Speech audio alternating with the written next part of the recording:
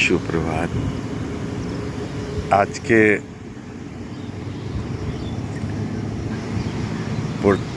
রোজকার মতন আজকের সুবিচার আমি এই হাঁটতে হাঁটতে না বরং বসে বসেই শেয়ার করি।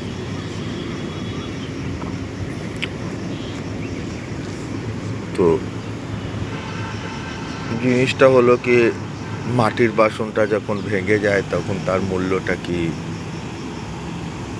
হয়? ওটা আমরা ফেলে দিই। কেন? ভাঙা মাটির বাসন বেকার।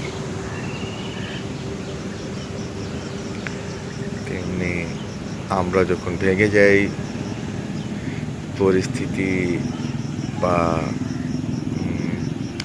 কারোর ছল কপট বা কোনো ঘটনাকর্ম যখন আমাদেরকে ভেঙে দেয়, তখন আমাদের মূল্যটাও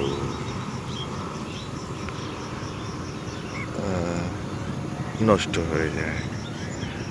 ভাঙা আমরা বেকার হয়ে যাই কিনা? না না না না, এটা ঠিক না। আপনি কি জানেন কি ভাঙা মাটির বাসনের মূল্যটা গোটা বাসন থেকে কয়েক হাজার গুণ বেশি? যদি আপনি জানেন জাপানিরা কিভাবে ওই ভাঙা বাসনটাকে সোনার জল দিয়ে ভরে একটা নতুন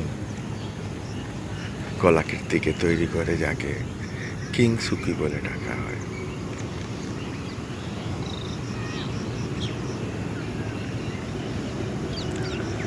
তাই যদি আপনি ভেঙে গিয়ে থাকেন তাহলে নিজেকে বেকার ভাববেন না, নিজেকে ভাগ্যহীন ভাববেন না, বরং ঈশ্বরকে ধন্যবাদ দিন কি উনি বা পরিস্থিতি আপনাকে ভেঙে আপনার মূল্যটাকে কয়েক হাজার গুণ বাড়িয়ে দেওয়ার সুযোগটা তৈরি করে দিয়েছে। অ্যান্ড গিয়ে শিখুন জাপানিদের ওই কলাটা, যাকে বলে কিঞ্চুকি। আর প্রতিদিন এইভাবে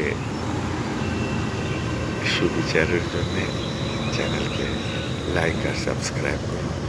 ধন্যবাদ। আপনাদের শুভ